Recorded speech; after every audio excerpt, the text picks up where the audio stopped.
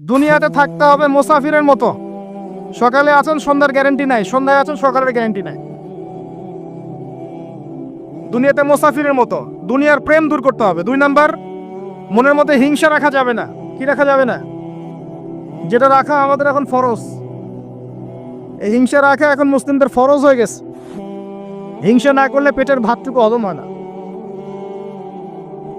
কারো রাইজিং দেখলেই, একটু রাইজিং দেখলেই হিংসা। হিংসা রাখা যাবে না। 3 নাম্বার, আত্ম অহংকার রাখা যাবে না, ইগো রাখা যাবে না, লৌকিকতা রাখা যাবে না, রিয়া প্রদর্শন করা যাবে না, এবং ওই যে গীবত, তুহমত, অপবাদে যে অপসংস্কৃতি আছে এইগুলো থেকে দূরে থাকতে হবে। ইনশাআল্লাহ তাআলা আল্লাহর নূর আপনার কলবে আসবে ইনশাআল্লাহ।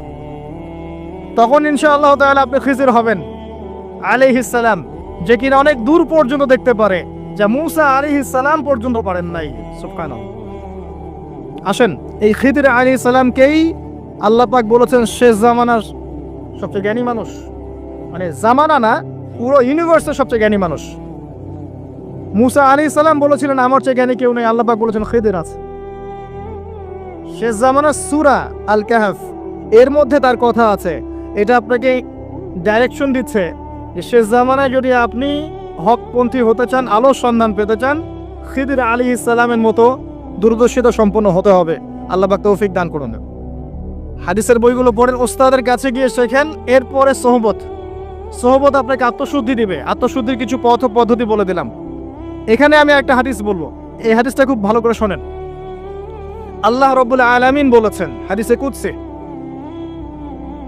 যে আল্লাহ পাক যেগুলো ফরজ করেছেন, ওয়াজিব করেছেন, এগুলো যখন একজন বান্দা নিয়মিত করতে থাকে এবং এর সাথেও নফল কাজ করতে থাকে, আল্লাহ পাক সেই বান্দাকে ভালোবেসে ফেলেন।